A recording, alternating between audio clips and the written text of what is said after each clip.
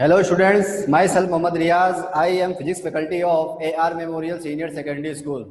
आज के लेक्चर में हम कूलाम के नियम पर कुछ आधारित प्रश्न करेंगे और जो आगे के लेक्चर भी होंगे वह भी न्यूमेरिकल क्वेश्चंस पे होंगे, अर्थात कूलाम के नियम पर आधारित क्वेश्चंस चलेंगे आगे के लेक्चरों में भी।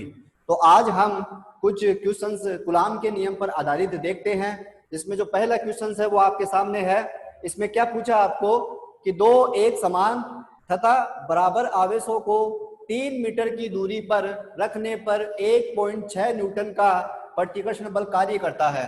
प्रत्येक आवेश का मान ज्ञात कीजिए। अब यहाँ पर आपको दो आवेश दे रखे हैं, दोनों ही आवेश कैसे हैं? एक समान है और बराबर है। बराबर बताता है परिमाण को और एक समान बताता है आवेश की प्रकृति को।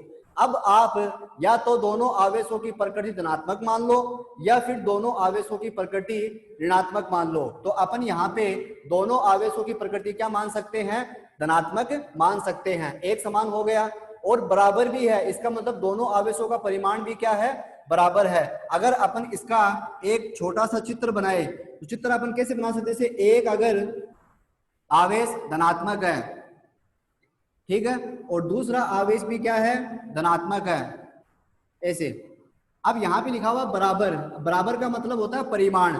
इसका मतलब इस आवेश का परिमाण अगर आप Q मानते हो तो इस आवेश का परिमाण भी आपको क्या मानना पड़ेगा? Q मानना पड़ेगा, क्योंकि क्वेश्चंस में आपको क्या बोला है कि दोनों ही आवेश एक समान है। एक समान का मतलब दोनों आवेशों की प्रकृति एक समान हो गई, और बराबर का मतलब क्या होता है? दोनों आवेशों का परिमाण भी समान है। अगर इस पे Q मानते हो तो इस पे भी Q मानो, अगर इसको आप कैपिटल Q मानते हो तो इसको भी आपको कैपिटल Q मानना पड़ेगा।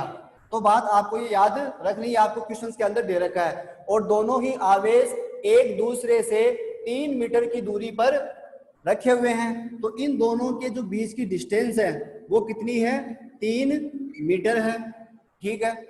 और दोनों ही आवेश जब एक दूसरे के ऊपर बल लगाएंगे तो कौन सा बल लगाते हैं? प्रतिकर्षण का, और लगाएंगे भी प्रतिकर्षण का, क्योंकि दोनों की जो प्रकृति है वो कैसी है? एक समान है। तो ये वाला आवेश जब इस आवेश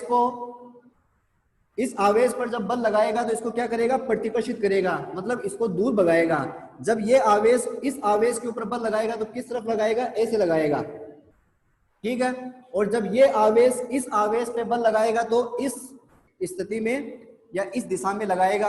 और आपको पता है कि जो बल लगता है वो दोनों आवेशों को मिलाने वाली रेखा के अनुदिश होता है। तो ये तो हो गई इनके बीच की दूरी, और ये F क्या हो गया? दोनों आवेशों के द्वारा लगाए गए बल। दोनों ही आवेशों की प्रकृति समान है, इसलिए दोनों आवेशों के मध्य जो बल लगेगा वो कौन सा बल लगेगा? प्रतिकर्षण का बल लगेगा। और आप जानते हो कि दोनों ही आवेश जब एक दूसरे पर बल लगाते हैं तो बल का परिमाण क्या होता है? समान। अगर मैंने यहाँ पे F लिखा तो आप यहाँ पर भी क्या लिखोगे? F लिखोगे। लेकिन आप डायग्राम में देख सकते हो कि दोनों बल की जो डायरेक्शन है वो एक दूसरे के क्या है? विपरीत है, क्योंकि जब ये इस पे बल लगाएगा तो इसको इस तरफ प्रतिकर्षित करेगा, और जब ये इस पे बल लगाएगा तो इसको इस तरफ प्रतिकर्षित करेगा। और वो बल आपको क्वेश्चंस में दे रखा है कितना? 1.6 न्यूटन। तो F की वैल्यू यहाँ पे कितनी है? 1.6 न्यूटन। और F की वैल्यू यहाँ पर भी कितनी होगी? 1.6 न्यूटन होगी। अब आपको पूछा है कि इन आवेशों का मान ज्ञात कीजिए, आवेश का परिमाण क्या होगा? तो अपन क्या करेंगे? कूलाम के नियम से ज्ञात कर लेंगे। कूलाम के नियम से F इज इक्वल टू क्या होता है?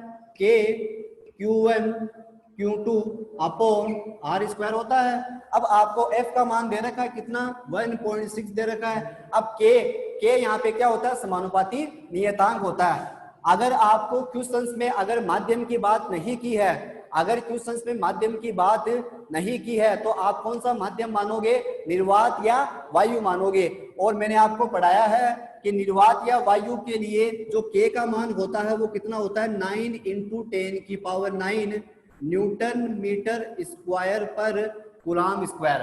तो अपन यहाँ पे क्या मानेंगे कि दोनों ही आवेश कहाँ रखे हुए हैं? निर्वात या वायु के अंदर रखे हुए हैं। और निर्वात या वायु के लिए K का मान कितना होता है? 9 × 10⁹ न्यूटन मीटर स्क्वायर पर कूलाम स्क्वायर। ये आपको तभी कंसीडर करना, तभी मानना जब क्वेश्चंस के अंदर किसी भी माध्यम की बात नहीं की है। अगर इस क्वेश्चंस में अगर माध्यम देता तो उस माध्यम की विद्युतशीलता भी आपको गिवन होती।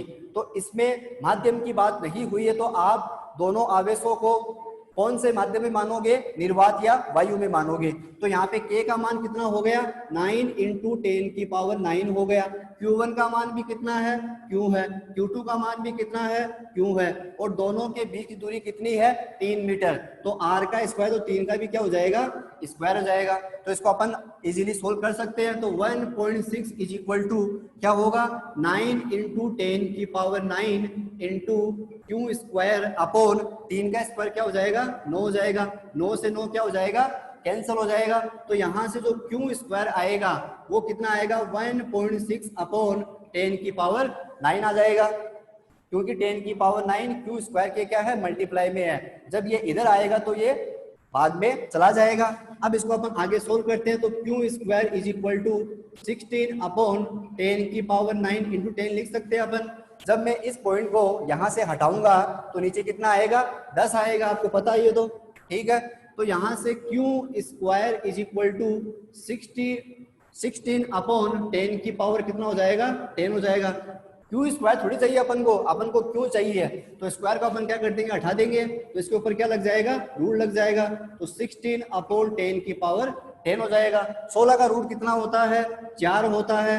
10 की पावर 10 का रूट कितना होता है, 10 की पावर 5 होता है। कितना होता है, 10 की पावर 5 होता है। तो यहां से Q इज इक्वल टू कितना आएगा, 4 × 10 की पावर -5 कूलाम। तो यहाँ पर जो आवेश का मान आएगा वो, हाँ, तो अब कूलाम के नियम पर आधारित दूसरा प्रश्न आपके सामने है। तो देखिए, पढ़िए इसको आप। दो आवेशों के मध्य बल कितना है, F है। ठीक है, यदि इनके मध्य की दूरी 3 गुना कर दी जाए, दो आवेशों के मध्य बल F है और इनके मध्य की दूरी 3 गुना कर दी जाए, तब इन आवेशों के मध्य बल ज्ञात कीजिए। तो ये वाले क्वेश्चंस भी आपको किस सूत्र से करने हैं, कूलाम के नियम से करने हैं। तो देखो, सबसे पहले आपको क्या दिया है कि दो आवेश है। तो कभी भी आप जब इस क्वेश्चन को करो तो सबसे पहले आप दो आवेश बना लो। अब आवेशों की प्रकृति आप कुछ भी मान सकते हो, धनात्मक या ऋणात्मक। तो मैंने दो आवेश क्या मान लिए, धनात्मक मान लिए। अब यहाँ पर आवेशों के परिमाण रखना है। तो आवेशों का परिमाण में क्या रखता हूँ, समान रखता हूँ। मतलब यहाँ पे भी धनात्मक आवेश आएगा, क्यों आएगा, लेकिन मध्य की दूरी कितनी हो गई, 3 गुना हो गई। तो अब की बार R की जगह कितना लगाऊंगा, मैं 3R लगा दूंगा। ठीक है, वही बल लगेगा। अभी भी इधर भी F बल लगेगा, तो इधर भी क्या लगेगा, F बल लगेगा। लेकिन अब की बार जो बल का मान आएगा वो क्या आएगा, कुछ अलग आएगा। वो कितना आता है वो अपन को चेक करना है। अगर आप यहाँ पे F मानते हो तो यहाँ पे आप क्या मान लो, F2 मान लो। क्या मान सकते हो, F2, क्योंकि आपको पता है कि कूलॉम का नियम या कूलॉम के नियम से, ठीक है, F इज इक्वल टू क्या होता है, K Q1 Q2 upon R square होता है। अब यहाँ पर कौन कौन सी चीजें कांस्टेंट है, कौन कौन सी चीजें नियत है। K नियत रहेगा क्योंकि माध्यम में कोई परिवर्तन नहीं हुआ है। Q1 और Q2 भी क्या रहेगा, परिवर्तित नहीं रहेगा। यही भी नियत रहेगा क्योंकि आवेशों के परिमाण की बिल्कुल भी बात नहीं हुई है। केवल किसमें परिवर्तन किया गया है, दूरी में परिवर्तन किया गया है। यहाँ पे जो बल होगा वो क्या है, दूरी के वर्ग की क्या है, व्युत्क्रमानुपाती है। तो आप यहां से सूत्र क्या बना सकते हो, F1 के सामने क्या आएगा, R2 आएगा, तो F2 के सामने क्या आएगा, R1 आएगा। अब यहाँ पे क्या लिखा हुआ है, स्क्वायर, तो अपन यहाँ भी क्या कर देंगे, स्क्वायर कर देंगे। ठीक है, अब इसके आगे चलते हैं अपन। तो अब आप क्या कर दो, इसमें वैल्यू पुटअप करेंगे। तो वैल्यू पुटअप करने के बाद में आपके पास में F2 की वैल्यू आ जाएगी। तो F1 की जगह तो क्या लिखा हुआ है, F लिखा हुआ है। F2 अपन को ज्ञात करना है, इज इक्वल टू R2 कितना हो गया, 3R, और R1 पहले कितना माना था, R माना था, तो R हो गया। इसका क्या है, स्क्वायर है। R से R क्या हो जाएगा, कैंसल। तो F upon F2 is equal to पर आधारित प्रश्न ही चलेंगे। तब तक के लिए आप पढ़ते रहे। Thank you.